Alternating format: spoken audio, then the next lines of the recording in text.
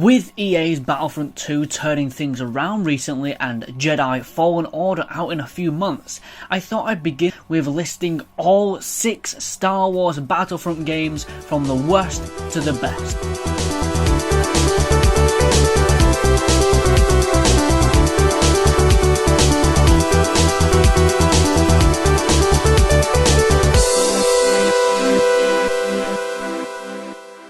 Before we get started, if you like discussing video games, then hit that subscribe button and let me know your ranking of the Battlefront games in the comments below. Coming in at last place is Star Wars Battlefront Elite Squadron. This was released for the PSP and DS in 2009. Elite Squadron is the only Battlefront game to attempt to combine ground and space combat, and it pulls it off gracefully on the Sony handheld, allowing you to capture command posts on the ground, then jump in a ship and fly up to the capital cruisers battling in space. Elite Squadron also featured an original campaign mode, in which you play as a clone trooper birthed from Jedi DNA, named X2. Now X2 has to carry out Order 66 and kill his Jedi Master, but later betrays the Empire and joins the Rebellion. It's far from a hallmark narrative and basically acts as a way to fit X2 into every major battle in the Star Wars series, the battles of which can become incredibly repetitious in Elite Squadron. See, every match will play out the same. You reach the ion cannon to take down the enemy capital ship's shields, fly up to said capital ship and destroy the interior reactor, get in an escape pod and watch the fireworks from the ground. It's not helped by the fact that the AI is easily the worst here in the entire series, and the stiff, awkward controls have a lot to be desired. Elite Squadron had some ambitious ideas, but the execution felt rushed. At number 5 we have 2015's Battlefront EA. You know, when this game was coming out, I was extremely excited to see the Battlefront series return, and when it did, it definitely blew me away with its superbly polished, photorealistic textures, lighting, sound design and much more. This game was the first time in the series that I actually enjoyed the Endor map. And Battlefront EA had some terrific maps, especially Sullust. However, Battlefront EA dropped a ton of depth that made the Battlefront series beloved.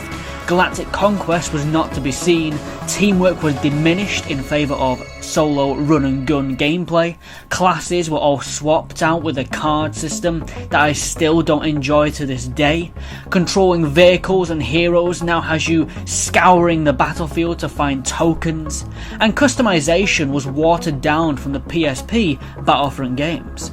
But the biggest changes were the exclusions of a single player campaign mode and the Clone Wars era. Ultimately, it makes Battlefront EA one of the hardest games in the series to return to because the servers are no longer as populated as they once were, and so any single player content there is here to enjoy is bland and forgettable. Battlefront EA worked as a game and was enjoyable for a brief period of time, but as far as longevity and depth goes, it has next to none. In at number 4 is Star Wars Battlefront Renegade Squadron, another PSP Battlefront game. Renegade Squadron was actually a sequel to the PSP port of the original Battlefront 2 and uses many assets from that game. However, Renegade Squadron went and made many changes in certain areas. The biggest selling point at the time was Renegade's new customization features. See, instead of picking a class like other Battlefronts, you can instead customize your own loadouts, choosing from a variety of weapons, equipment and skills within a weight-based limit, so your builds are equally balanced to the game's AI. Galactic Conquest also saw a few upgrades, biggest of which allows you to now deploy certain numbers of troops onto the battlefield. Deploy too many and you'll leave your other planets less protected. However, Renegade Squadron still suffered from some sluggish, aged PSP controls with just the one analog stick, and many of the maps don't hold up at well, featuring very limited draw distances and muddy textures. Regardless, Renegade Squadron still has a lot of charm. In at number 3 is Battlefront 2 by EA. Now hear me out, if this video came out a year ago before Battlefront 2's multiple fixes, this would probably be at the bottom of the list. However, DICE has changed and patched Battlefront 2 up pretty well since its initial release, fixing the progression system in the game, the lightsaber combat, added new varied modes, and plenty of unlockable outfits and hero characters to play as. The online mode is a ton more fun than 2015's Battlefront due to a new battle point system, which makes it a lot more natural to play as special classes and heroes rather than, getting lucky and finding a hero token on the battlefield, as that's just stupid. Here you can actually build your battle points up within the fights and replenish them as you see fit. Space combat also saw a huge upgrade. Ships have tight and precise control, and the space arenas that you get to fight in offer a ton of structures that test your own flying skills. So they aren't just long stretches of nothing, but actually filled with space debris and interior tunnels to fly through. However, the other modes of play, the campaign and the arcade mode, still aren't all that fun. The single player campaign is yet again rushed content. DICE introduced new character Aiden Versio, the commander of the Empire's elite division, Inferno Squad. Unfortunately, you don't get a lot of time to connect with Inferno Squad, and all its members are bland, generic soldier archetypes, and fail to show much emotion to anything that happens around them. The plot is boring, and the game's levels are generic FPS campaign levels, and enemy design never deviates from standard troopers. And playing as the heroes in the campaign never feels as engrossing as it should. The arcade mode is incredibly limited compared to the instant action modes of past Battlefront games, and mainly consists of team-based deathmatches against dull enemy AI, on small linear maps that pale in comparison to the multiplayer maps. Multiplayer, like the majority of these games, is where Battlefront 2 shines. The shooting is fast, leveling up is often, and the battle point system is integrated well enough into the core gameplay to make it enjoyable. But what holds it from top spot is the star cards system, which destroys all of what you know about create a class, and fits all your skills, gadgets, secondary weapons and abilities into collectible cards that can be upgraded to give higher benefits, and all this is just one of the most horrid class editing systems I've seen, due to the restrictions it has on the player and lack of balance between veteran players and newcomers. Ultimately, Battlefront 2 is filled with flaws, but its core gameplay, presentation, and multiple fixes post-release make it now a fun multiplayer shooter set within the space opera franchise. At second place is the original Star Wars Battlefront, which came out all the way back in 2004 for the PlayStation 2, the Xbox and PC, and was developed by Pandemic Studios. Battlefront was a fresh new take on the Star Wars license back when it released. Instead of taking control of a popular character from the film franchise or a new expanded universe character, Battlefront instead stuck you in the shoes of frontline soldiers. You can now play as either the Rebellion, the Empire, Republic and CIS all within the same game, and each faction has their own classes of troops.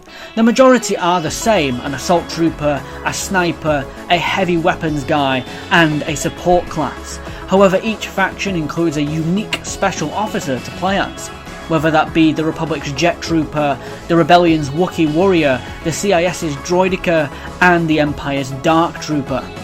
There were also 3 modes of play. If you wanted to jump straight into a battle, you have instant action.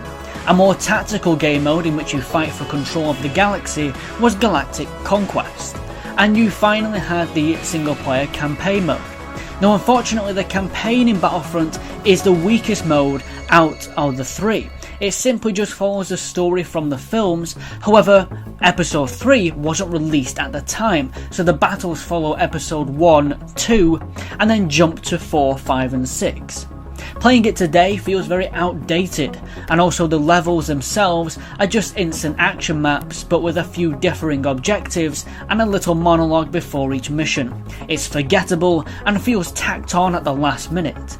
But that's not where Battlefront excelled. The shooter gameplay is highly addictive, and while not every map is perfect, the majority do capture the Star Wars feel incredibly well and make each battle an absolute blast to play. Infamous Star Wars ships that are all controllable litter the battlefields. Sound and music design fit the license perfectly, and while the core gameplay is a simple shooter, the weight and feel of the characters makes it such an enjoyable game to play over a decade later. And number 1 is, you guessed it, the original Star Wars Battlefront 2 by Pandemic. This is one of my childhood games. I spent way too much time in this game, but that's purely because it's one of the easiest Star Wars games in general to just pick up and play, and lose a solid 4 to 5 hours playing it. It was a huge improvement over the first Battlefront game, featuring more depth in galactic conquest, more maps in instant action, new modes of play, new space battles, and even allowed you to play as hero characters. The battles were also bigger than ever. Giant ships and vehicles were free to jump into and take control of as you lay waste to rebel scum. The space battles were a little tedious and mainly just had you taking out the ship's vitals, whether that be outside or inside of the cruisers. But that was the first time in which you could fight in space and then freely land inside a cruiser and continue the fight indoors. And it was just incredible when you discovered this for the first time. Also, the lightsaber hero characters don't differ all that much from each other, and the Heroes vs Villains mode only supported one map, which was a bit of a letdown. Also, the single player campaign, like the other Battlefront games, is pretty tacked on and basically just consists of instant action battles with differing objectives and monologues before each mission. It's not interesting to say the least, and does very little to keep you hooked.